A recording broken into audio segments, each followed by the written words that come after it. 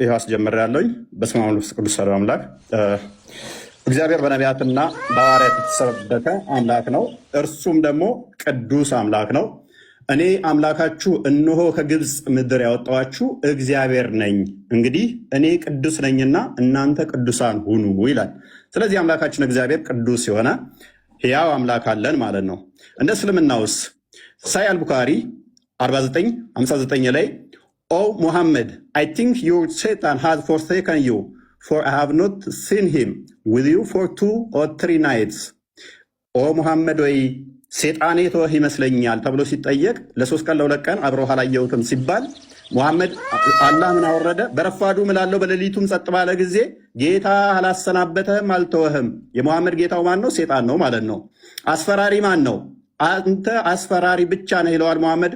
አላህ ሴጣን አስፈራሪ ደግሞ ይለናል። እዚህ ጋር በእስልምና አስፈራሪው አላህ ወይንስ ሴጣን? የሚያስረሳ ማን ነው? እዚህ ጋር ምን ይላል? ሴጣን የሚያስረሳ ቢያስረሳ ከትውስታ ይላል። የሚያስረሳው ማን ነው? ሴጣን። እዚህ ጋርስ ከአንቀጽም ብንለውጥ ወይንም በእርሷ ብናስረሳ ከእርሷ የሚበልጥን ወይንም ቢጤዋን እናመጣለን። አላህ ነው የሚያስረሳው። ሴጣን ወይንስ አላህ? በእስልምና ሴጣንና አላህ ልዩነት የላቸውም፣ አብረው ነው የሚሰሩት ማለት ነው። ወይንም ደግሞ አላህ ማለት ሴጣን ነው ማለት ነው።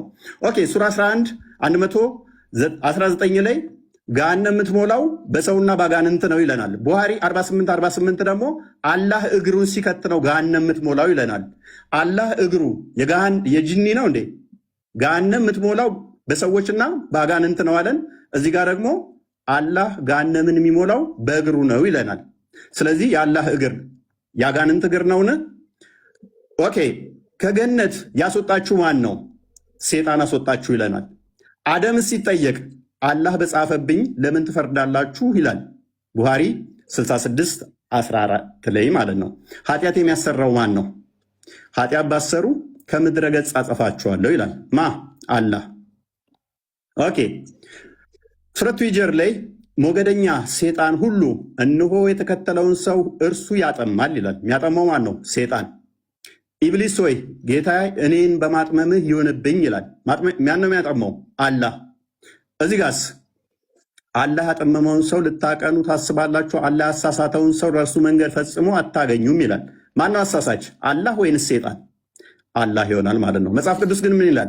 ግፈኛና አሳሳች የፈጣሪውንም መንገድ የሚጻረር ዲያብሎስ። ና ተመለስ፣ ኡስታዝ ተመለስ፣ ተመለስ፣ ተመለስ። ፊት ለፊቱን ደቂቃን እያሳየህን አንዴ አትሸፍነው። ያው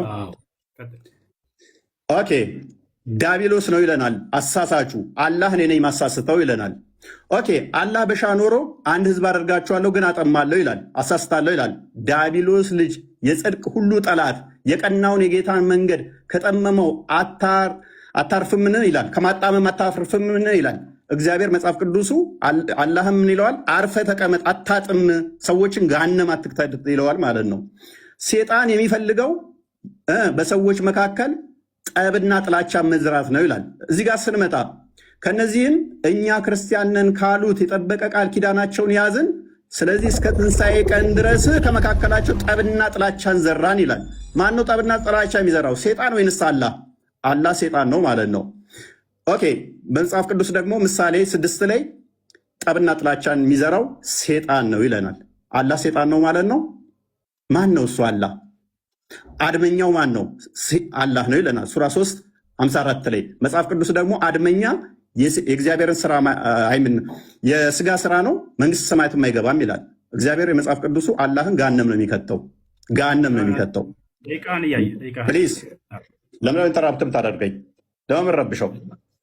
ለምን ረብሸው? ለማየት ነው። ትደብቀው እንደሱ ከሆነ በቃ ለምን ኢንተራፕት ታደርጋለህ? ካልቻል አልችልም በል። ለምን ትረብሻለህ? ወላሂ ልቀም ዛሬ ለምን ረብሸው ነው ያልኩህ። አትረብሽ። አትረብሽ።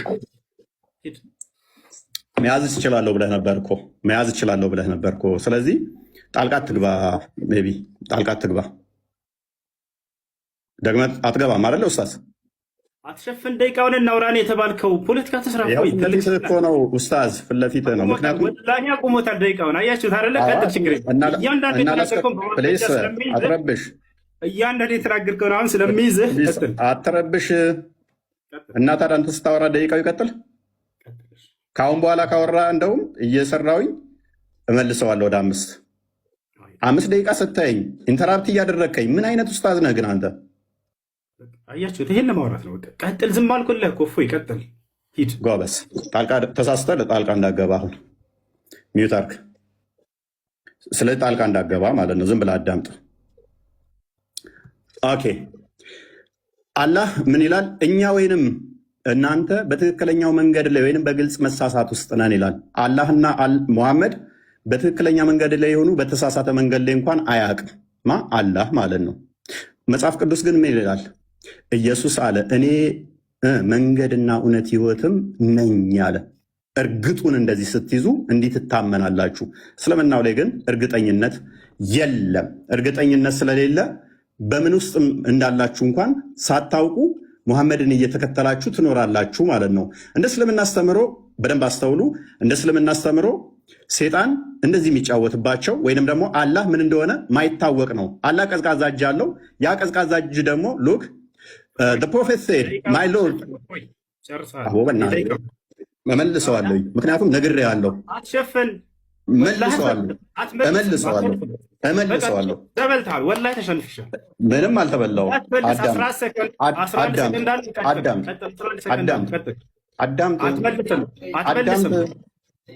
አትመልስም። 11 ሰከንድ አለ። ስትይኝ 4 ጊዜ ጣልቃ ትገባብኛለህ። ይኸውልህ ደቂቃውን ስለሸፈንክ ብቻ ነው ያንን ለማየት ብቻ ነው የጠየቅንህ። ሌላ ወሬ አታውራ። 11 ሰከንድ አለ። ጨርሰው ሂድ። እዛለሁ ብለህ ነበር እኮ ኡስታዝ። እኔም እዛለሁ ብለህ ነበር። 11 ሰከንድ አለ። አትመልስም። 11 ሰከንዱን አውራ። ከዚያ በኋላ መልስ እሰጥሃለሁ። አሁን ላነሳው እያንዳንዱ እንዳለ ያወራኸውን በእናትህ አዳምጥ። በእናትህ ኡስታዝ ለምን ረብሸው? አረበሽ እባክህ 11 ሰከንድ አለ። አውራ። አትመልስ። እሱ ሂድ። እሺ ጣልቃ እንዳገባ ካሁን በኋላ አልገባም። አብሽር። ግን ደቂቃውን አትሸፍን ብቻ ነው የተባልከው። ሂድ ጎበዝ። ስለዚህ 1 ደቂቃ አለኝ። እሷ ላይ እንትን ትላለህ። 1 ደቂቃ የለህም። 11 ሰከንድ አለ። አውራ ጎበዝ። ይሁን። እሺ ይሁን። ችግር የለውም። አቋርጠህ ግን እንዳትወጣ አደራህን። እሺ አቋርጠህ እንዳትወጣ። ወላሂ ለከማው ለተናገርኩህ ሁሉ አቋርጠህ እንዳትወጣ። ጎበዝ። ኦኬ። ከነቢያት ውስጥ አንድ እንኳን ሁሪላይን በገነት ውስጥ ሁሪላይን የሚባሉ ወሲብ የምናደርጋቸው አለ ብሎ ያስተማረ የለም። ሙሐመድ ግን ሁሪላይን የሚባሉ የወሲብ ቶዮች አሉን ብሎ ያምናል። የለም። አርሽ ላይ ተደላደለ ብሎ ያስተማረ ነቢይ አንድም የለም። አላህ አርሽ ላይ ተደላድሏል ብሎ ያምናል። አየህ፣ ሰዓት ይዘህ እየዋሸህ ነበር። እዛም ጎበዝ ነገር አሁን አንተ ለማሳየት ነው። ጎበዝ። ስለዚህ 5 ደቂቃ አለህ።